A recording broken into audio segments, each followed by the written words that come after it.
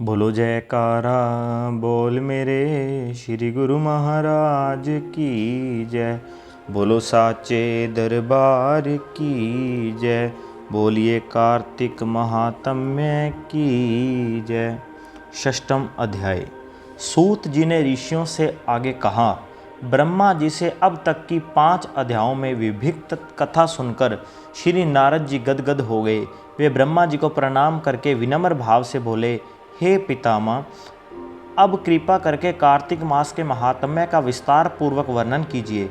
नारद जी के मुख से यह सुनकर ब्रह्मा जी बोले, हे पुत्र, तुम बहुत उदार और सभी प्राणियों का भला चाहने वाले हो, इसलिए मृत्यु लोक के निवासियों के भले के निमित्त ऐसे ऐसे प्रश्न पूछ रहे हो।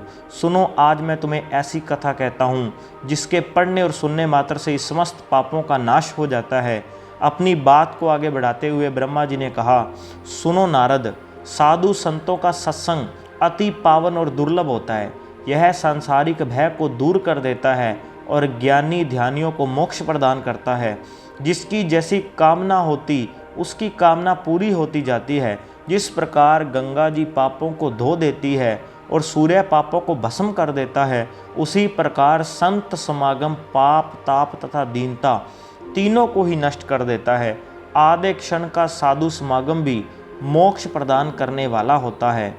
इतनी बात सुनकर तमाम ऋषि और मुनियों ने कहा कि हे सूत जी, अब आप कृपा करके कार्तिक मास महात्म्य का इतिहास तथा प्रसंग सुनाने की कृपा कीजिए। श्री सूत जी बोले, हे ऋषियों, एक समय चंद्र बदनी एवं कमल के समान कमल नयनी श्री सत्यभामा ने मन ही मन में विचार किया कि मैं धन्य हूँ, जिसके पति देव स्वयं त्रिलोकीनाथ भगवान मधुसूदन हैं और वे 16,108 रानियों में सबसे बढ़कर मुझे ही प्रेम करते हैं। जिस कल्प वृक्ष की पृथ्वी पर बसने वाली प्राणी बात तक नहीं जानते, वह कल्प वृक्ष स्वयं मेरे आंगन में लगा हुआ है। ऐसा विचार कर सत्यभामा ने श्री कृष्ण भगवान से कहा, हे प्रभु, मैं आपसे एक बात पूछती हूँ। आशा है कि आप मेरे हित के लिए मेरी इन बातों का उत्तर देने की कृपा करेंगे। सत्यभामा की ये बातें सुनकर भगवान श्री कृष्ण सत्यभामा का हाथ पकड़कर कल्प वृक्ष के नीचे ले गए। भगवान ने कहा, हे सत्यभामा, मैं अपनी सब रानियों में तुम्हें ही सबसे प्रिय मानता हूँ। मैंने तुम्हारे स्नेह के वश सूर्यराज इंद्र से विरोध करके यह कल्प वृक्ष स्वर्ग से लाकर तुम्हारे आंगन में लगा दिया। मैं तुम्हारे लिए न देने वाली अदेय वस्तु भी दे सकता हूँ और अकथ्य अर्थात न कहने वाली बात भी कह सकता हूँ। अब यदि तुम मुझसे गुप्त से भी गुप्त बात पूछोगी तो मैं तुम्हें वह भी बता दूंगा। भगवान श्री कृष्ण की बात सुनकर सत्यभामा गदगद होकर बोली, हे स्वामी, यदि आप मुझसे इतने प्रसन्न हैं तो मुझे यह बताने की कृपा कीजिए कि मैंने पूर्व जन्म में ऐसा क्या शुभ कार्य किया था जिससे मुझे आपकी अर्धांगिनी बनने का सौभाग्य प्राप्त हुआ और आपके हाथ गरुड़ पर बैठकर ब्रह्मलोक तथा इंद्रलोक में जाने आने का अवसर भी मिला। हे नाथ, पूर्व जन्म में मैं कौन थी तथा किसकी कन्या थी, सो आप मुझे विस्तार पूर्वक सुनाने की कृपा कीजिए। सत्यभामा की यह बात सुनकर भगवान श्री कृष्ण जी मुस्कुराकर बोले, हे सत्यभामे, मैं तुमको समस्त वृत्तांत विस्तार पूर्वक सुनाता हूँ। तुम एकाग्रचित होकर सुनो। सतयुग के अंत में मायापुर नगर के अत्रि कुल में देव शर्मा नामक 4 वेदों, 6 शास्त्रों तथा 18 पुराणों का ज्ञाता एक ब्राह्मण रहता था। वह भगवान सूर्य नारायण का अनन्य भक्त था और रात दिन अतिथियों की सेवा में लगा रहता था। उसके कोई संतान नहीं थी। फिर बड़ी आयु में एक कन्या हुई जिसका नाम गुणवती रखा गया। देव शर्मा ने अपने एक शिष्य जिसका नाम चंद्र प्रकाश था के साथ अपनी कन्या गुणवती का विवाह कर दिया। चंद्र प्रकाश अपने ससुर की पिता के समान सेवा करता था। एक दिन देव शर्मा अपने दामाद को साथ लेकर लकड़ियां काटने को वन में गया। वन में उन्होंने इधर उधर फिरते हुए एक महाभयानक राक्षस को देखा। उसको देखकर उन दोनों के हाथ पैर फूल गए और भागने में असमर्थ होने के कारण वे दोनों उस राक्षस के हाथ से मारे गए। परंतु उस क्षेत्र तथा अपनी भक्ति के प्रभाव के कारण वे मेरे बैकुंठ धाम को चले आए।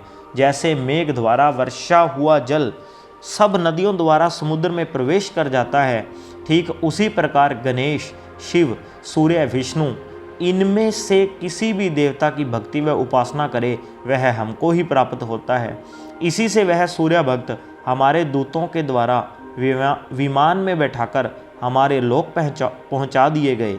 इधर उन दोनों के मरने की खबर सुनकर गुणवती ने बहुत रुदन किया और रो रो कर कहने लगी, हे पिता और हे पतिदेव, अब मैं कैसे जीवित रह सकूंगी।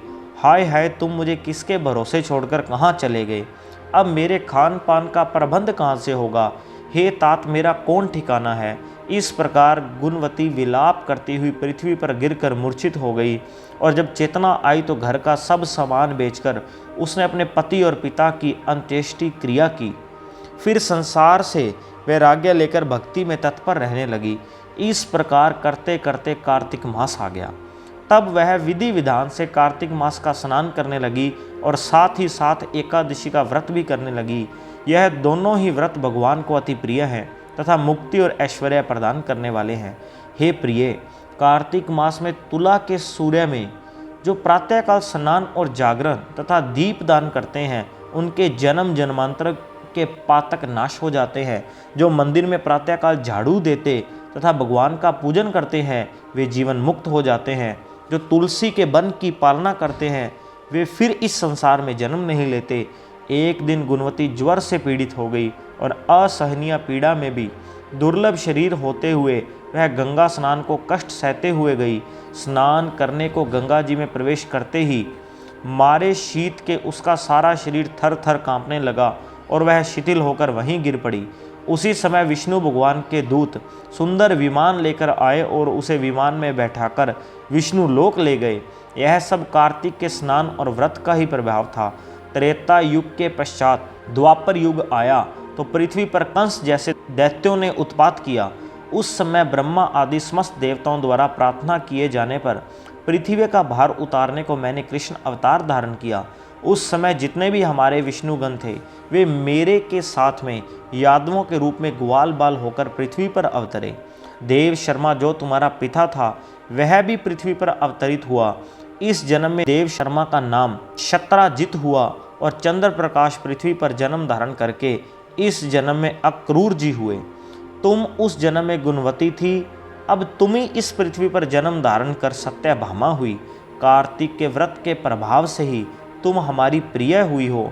तुमने आजन्म तुलसी के वृक्ष को सींचकर उसका पालन किया, इसी से तुम्हारे आंगन में कल्प वृक्ष है। और कार्तिक मास में तुमने जो दीप दान किया था इसी से तुम्हारे घर में लक्ष्मी का प्रकाश है।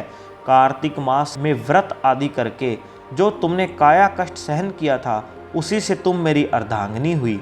जो कोई कार्तिक मास में व्रत आदि करता है वह मुझे तुम्हारे ही समान प्रिय होता है। हे प्रिय, अन्य दूसरे जप तप यज्ञ दान आदि कार्तिक मास के 16वें भाग के बराबर भी नहीं होते। इति 6वां अध्याय समाप्तम। बोलो जयकारा बोल मेरे श्री गुरु महाराज की जय। बोलो साचे दरबार की जय। बोलो श्री कार्तिक महात्म्य की जय।